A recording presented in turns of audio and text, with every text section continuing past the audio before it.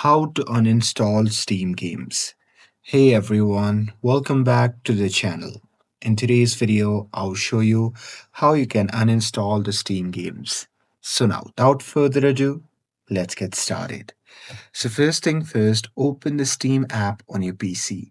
And now here, make sure that you're logged in with your account.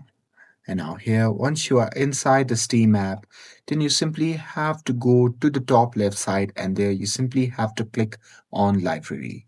And now here, under the library, you'll see all the games that you have added on your Steam account. So here you can simply go through the list and select the game that you have downloaded from your Steam library. And now here, once you have selected the games that you want to delete, then you can simply go to the right hand side and there you simply have to click on the gear icon. And now here from the pop-up menu, you simply have to click on manage. And now there under the manage section, there you simply have to scroll down and click on uninstall option.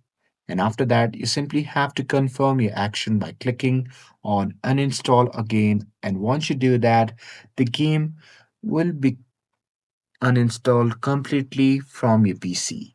And that's it. That's how you can uninstall the Steam games.